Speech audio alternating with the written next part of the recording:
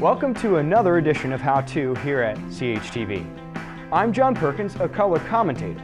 I'm going to be taking you through 5 easy steps on how to do a great job at color commentating. Let's begin. Step 1, preparation. Preparation is key in any broadcast you're going to do. But as the color commentator, it's even more imperative that you prep well. Content is key.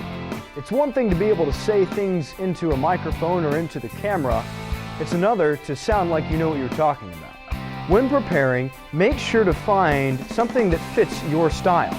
It can be the folder illustration, as you'll see Matt Copley do later in his video, Preparation for Announcing. Or you can simply go by the status quo and use sheets of paper. Granted, both methods have their pros and cons. Each are valuable. Step 2, collaboration. This is one of the most underutilized and underappreciated parts of a color commentator. You have to be able to work well with your play-by-play analyst. Sometimes it's easy to get in the groove of taking over or dominating the broadcast. You have to be willing to sit back and let them work. Another key to collaboration is to know your announcer well. Don't walk into a game knowing nothing about the person and expect to be able to have good chemistry and camaraderie. A broadcast is like a sports game. You have to be able to play well with your team. You have to know the person sitting next to you, and you have to know his or her strengths. Step 3, timing. Timing is the hardest obstacle for any broadcasting team to overcome. Each person wants to get a lot of airtime, but at the same time needs to be respectful to his partner. As the color announcer, it's important for you to recognize your job. Your job is to elaborate on the previous play or provide statistics or new insight into the action.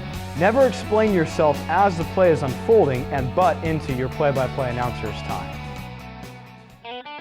Step 4, execution. There are a few important things we need to cover with execution, some do's and don'ts if you will. Some of the don'ts include speculating about an injury. You never want to give your opinion when you see a player on the ground.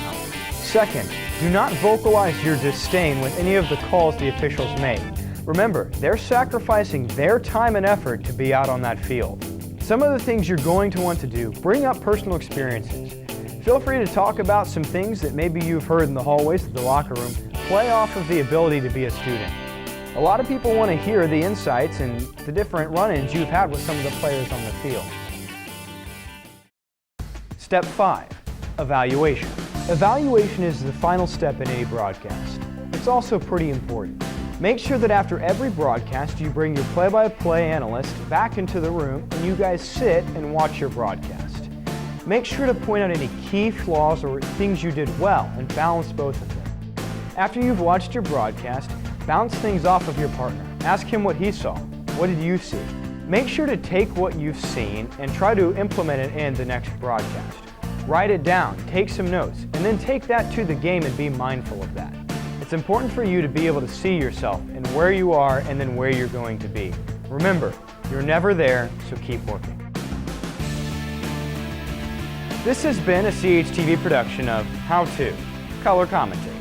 I'm John Perkins. Thanks for watching.